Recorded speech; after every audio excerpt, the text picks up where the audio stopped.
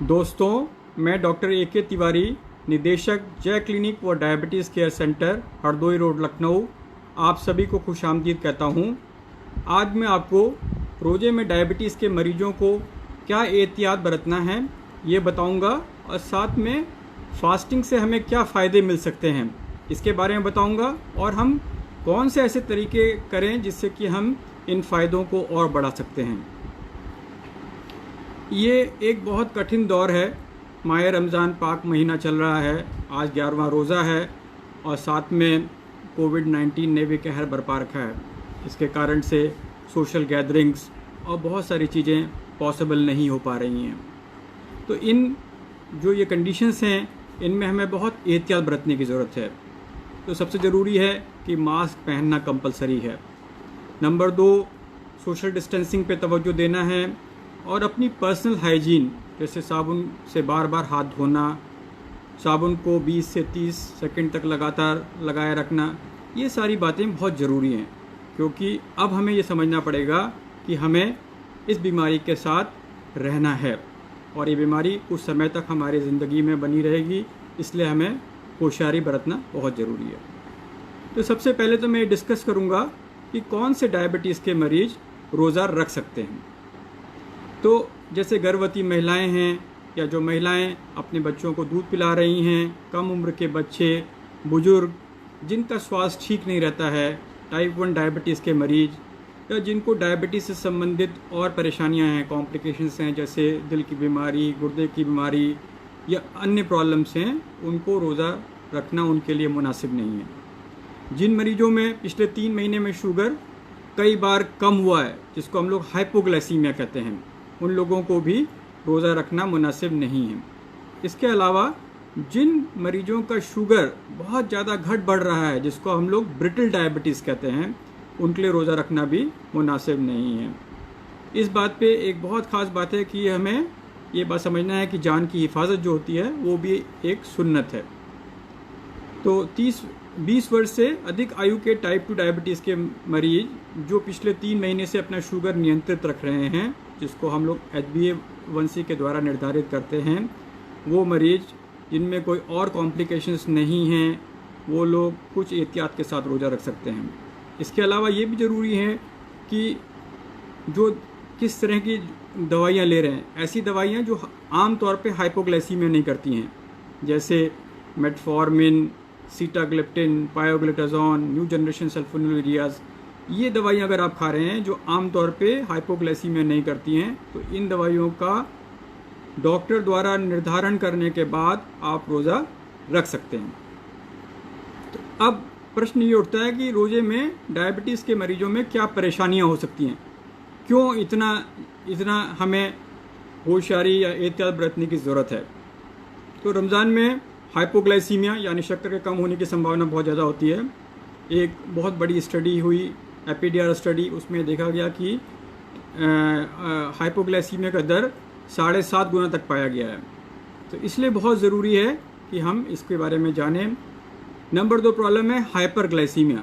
Hyperglycaemia का मतलब है शक्कर की मात्रा बहुत ज़्यादा बढ़ जाना, क्योंकि आमतौर पे फास्टिंग के बाद, शाम के वक्त अफ्तार के बाद फीस्टिंग होती है। तो दोनों हाइपोग्लाइसीमिया भी हो सकता है और हाइपरग्लाइसीमिया भी होता है। इसके अलावा कुछ रेयर कॉम्प्लिकेशंस हैं जैसे diabetic ketoacidosis, hyperosmolar coma और सबसे बड़ी प्रॉब्लम इस समय, क्योंकि रोज़ा करीब 14 से 15 घंटे का है, इसलिए पानी की कमी भी हो सकती है, नसों में खून का जमना, थ्रोम्बोसिस, इसके बाद हाथ पैरों में अकड़न, सिर में दर्द, गैस बनना, पेट फूलना, ये आम परेशानियां हो सकती हैं। और जो सबसे बड़ी प्रॉब्लम हम लोग देखते हैं कि मरीज खुद से अपनी दवाइयों को घटा बढ़ा लेते हैं। तो इन दवाइयों को घटाने बढ़ाने से प्रॉब्लम्स हो सकती हैं और ये आपके लिए बहुत नुकसान पैदा कर सकती हैं। तो सबसे ज़रूरी ये है कि अगर हम रोज़ा रख रहे हैं तो अपने डॉक्टर से ज़रूर बात करें। डॉक्टर साहब अगर ये कोविड-19 की सिचुएशन के कारण उपलब्ध नहीं है तो टेली मेडिसिन के द्वारा उनसे बात करिए और उनसे अपनी दवाइयों का निर्धारण कराइए। अपनी डाइट के बारे में भी अपनी डाइटिशियन से बात करिए और चीज़ों को सही से सिस्टमेटाइज करके ही डॉक्टर की एडवाइस पे ही रोज़ा रखिए, क्योंकि अभी हम 11वें रोज़े पे हैं, तो करीब करीब हफ्ता 10 दिन हमारा निकल चुका है।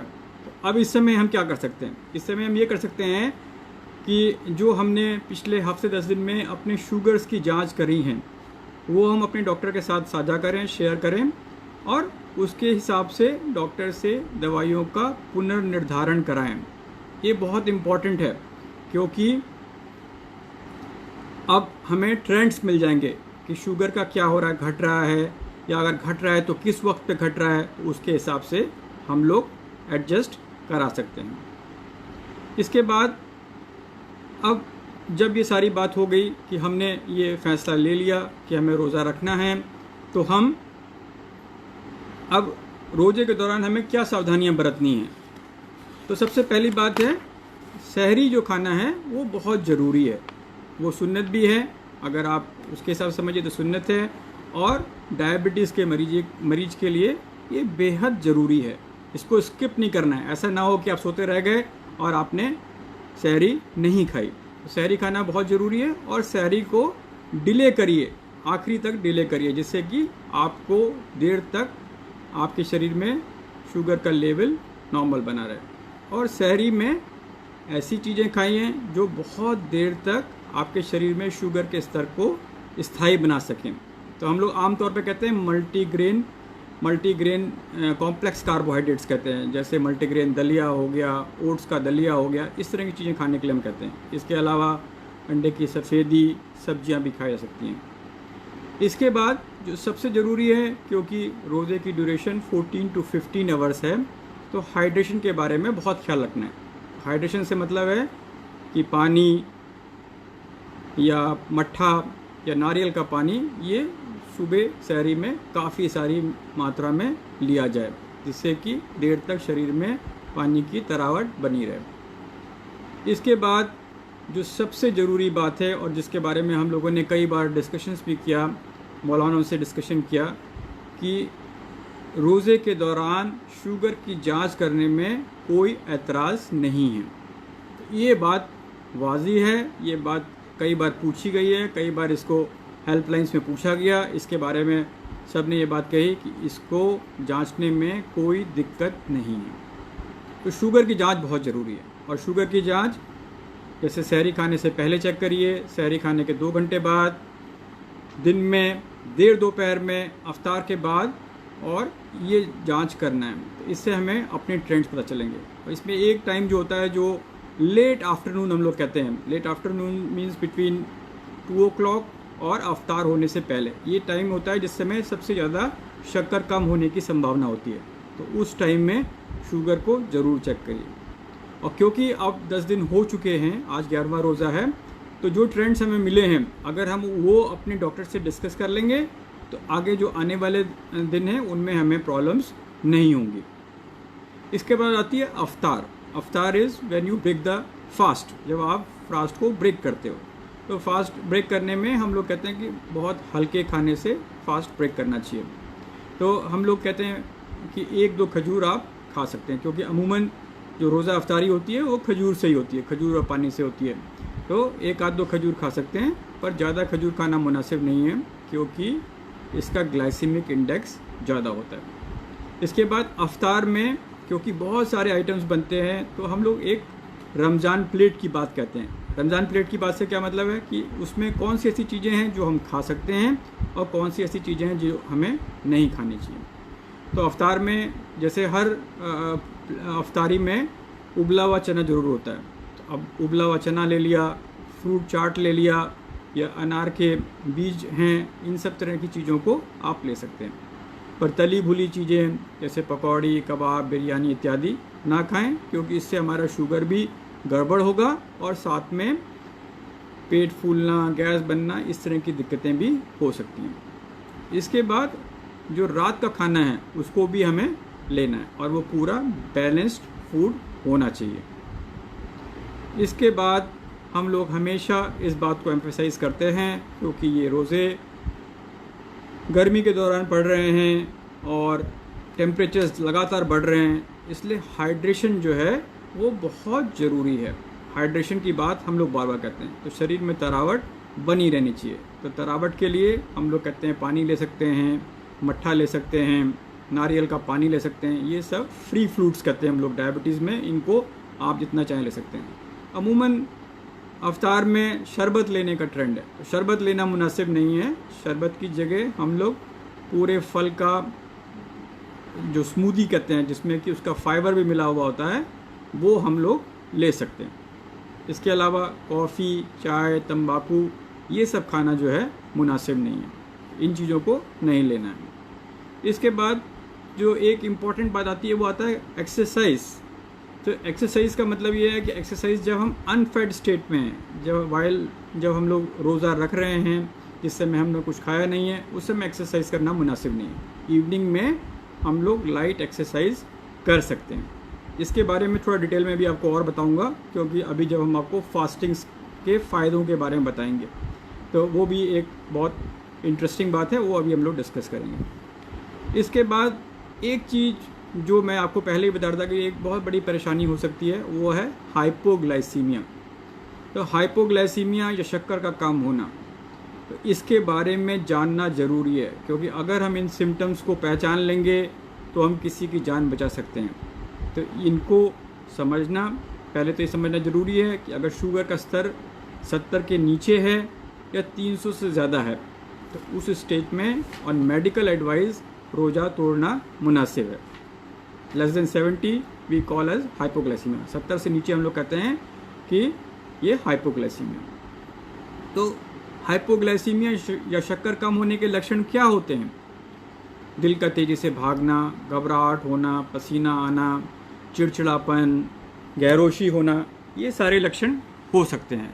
ऐसी स्थिति में तुरंत, जैसे घर में available 15 gram glucose, 15 gram glucose से मतलब है कि जैसे घर में चीनी अवेलेबल है तो चीनी ले लिया, या ग्लूकोज अवेलेबल है ये, या कोई हमारे पास लिक्विड्स हैं मीठे, वो आपको तुरंत देना है, क्योंकि ये उस स्टेज पे हमें रुकना नहीं है और तुरंत ये काम करना है। और 15 मिनट बाद हमें फिर से अपने शुगर्स की जांच करनी है।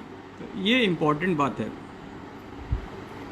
इसका हमेशा ख्याल रखना है।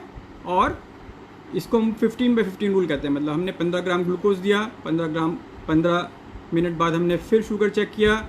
ये सिलसिला तब तक चलेगा जब तक हमारा शुगर नॉर्मल नहीं आ रहा है। इसके बाद एक बहुत ज़रूरी बात है, उसको हम लोग कहते हैं कि फास्टिंग।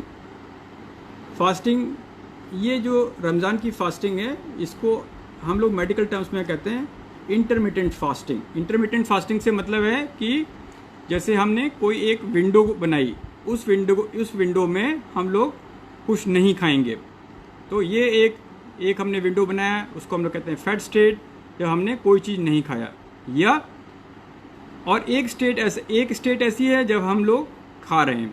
तो एक फीडिंग विंडो है और एक ऐसी विंडो है जिसमें हम कुछ नहीं खा रहे। तो इसको हम लोग मेडिकली कहते हैं इंटरमिटेंट फास्टिंग। और इंटरमिटेंट फास्टिंग बहुत ही फ़ायदेमंद चीज़ है, और इस समय मेडिकल फील्ड में इसको बहुत इम्पोर्टेंस दिया जा रहा है। तो मैं अब आपको न्यू इंग्लैंड मेडिकल जर्नल में उद्धृत एक आर्टिकल है, उसके माध्यम से बताऊंगा कि फास्टिंग कितनी अच्छी चीज़ है। तो फास्टिंग को आमतौर पे हम लोग कहते हैं कि इससे वज़न घटेगा। तो वज़न तो घटेगा, या हम कैलोरीज कम करेंगे, वो तो एक बात है, बल्कि इससे हम लोग और भी फ़ायदे कमा सकते हैं। वो फ़ायदे क्या हो सकते हैं? जैसे हमारी मेटाबॉलिज्म सुधरेगी, हमारे शुगर्स के लेवल्स कम होंगे, शरीर में इंसुलिन के लेवल्स कम होंगे, शरीर में सूजन, इन्फ्लेमेशन कम होगा, जैसे आर्थराइटिस का दर्द है, अस्थमा आदि चीज़ों में हमें ज़्यादा आराम मिल सकता है।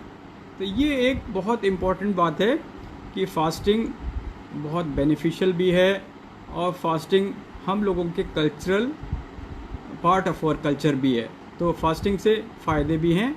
और इसके अलावा एक बहुत बड़ी बात है कि ये एक प्रोसेस ऑफ डिटॉक्सिफिकेशन भी है, कि हमारे शरीर में जैसे कोई मृत कोशिकाएं हैं, जो डेड सेल्स हैं और टॉक्सिन्स हैं, वो फ्लश हो आते हैं। तो हम लोग कहते हैं ये एक स्पिरिचुअल डिटॉक्सिफिकेशन भी है, क्योंकि हम अपने जो अंदर की खराबियां हैं, हमारे जो अंदर बातें हैं, उनको भी हम निकालते हैं और साथ में जो हमारे शरीर के अंदर जो टॉक्सिन्स हैं उनको भी हम लोग फ्लश आउट करते हैं। तो रमज़ान दोनों तरह से एक बहुत अच्छा एक्सपीरियंस है, एक स्पिरिचुअल एक्सपीरियंस भी है और एक हमारे बॉडी के सिस्टम्स को रिफ़्रेश करने के लिए, हमारे मेटाबॉलिज्म को बूस्ट करने के लिए भी एक अच्छा मौका है। इसके अलावा ये भी देखा गया कि जो ये डिटॉक्सिकेशन प्रोसेस होता है, इससे कैंसर होने की संभावनाएं कम पड़ती हैं, दिमाग के कार्य करने की क्षमता बढ़ती है, हमारे कॉग्निटिव स्किल्स जैसे मेमोरी है या रिटेंशन है, ये सारी चीज़ें इंप्रूव करती हैं। पर ये फास्ट, फिर बात यही आती है कि अपने डॉक्टर और डाइटिशियन की सलाह से करना चाहिए। अब जो इम्पोर्टेंट बात आती है कि हम इस फास्टिंग के प्रोसेस को कैसे और इम्प्रूव कर सकते हैं, मतलब हम इसमें क्या इम्प्रूवमेंट, क्या चीज़ें करें जिससे कि हमें इसके और बेनिफिट्स मिल सकते हैं, मतलब हम इसके बेनिफिट्स को मल्टीप्लाई कर सकें या हम बढ़ा सकते हैं। तो इसमें जो सबसे इम्पॉर्टेंट बात है वो ये है कि चीनी और रिफाइंड ग्रेन्स से मतलब है जैसे मैदा, सूजी, बिना चोकर का आटा, इन सब चीज़ों को ना लें। हम लोग प्लांट बेस्ड फूड्स ज़्यादा खाएं। इसके बाद इसकी जगह पे हम फल, सब्जियां, होल ग्रेन्स, दालें, लीन प्रोटीन्स जैसे मछली, मुर्गा इत्यादि लें। तो इन चीज़ों को लेंगे तो इनसे हमारे जो फास्टिंग जो हम कर रहे हैं इसमें हमें और ज़्यादा फ़ायदा मिलेगा। इसके बाद तला भुना कम से कम खाएं, शाम को हल्का व्यायाम करें। ये भी बहुत इम्पॉर्टेंट है कि इवनिंग में हम लोग लाइट एक्सरसाइज करें, क्योंकि हम थोड़ा सा अपने मसल मास को भी ना गिरने दें। सोते समय कुछ ना खाएं, ये बहुत इम्पॉर्टेंट है कि जो हमारा रेस्टिंग का टाइम है उसके आसपास हम लोग कम से कम खाएं। ये सारी बातें हैं। फास्टिंग फ़ायदेमंद है, ये एक स्पिरिचुअल और फिज़िकल डिटॉक्सिफिकेशन है और हम लोग सब जानते हैं कि रोज़ा जो है इस्लाम का आधार स्तंभ है, one of the pillars of Islam. तो कुछ एहतियात के साथ हम अपनी रूहानी ज़रूरतें भी पूरी कर सकते हैं और अपने शुगर को नियंत्रित भी कर सकते हैं और थोड़ा और फ़ायदा भी पा सकते हैं, जैसे अपनी मेटाबॉलिज्म को बूस्ट कर सकते हैं, अपने शरीर को डिटॉक्सिफाई कर सकते हैं। तो ये सारी बातें अगर हम करेंगे तो हम अपनी रूहानी ज़रूरतें भी पूरी करेंगे और साथ में अपने डायबिटीज़ को नियंत्रित भी रखेंगे। एक बार फिर मैं आप सभी को रमज़ान की दिली मुबारकबाद पेश करता हूँ। शुक्रिया। आपके कोई सवाल हो तो मैं उनका जवाब दूँगा।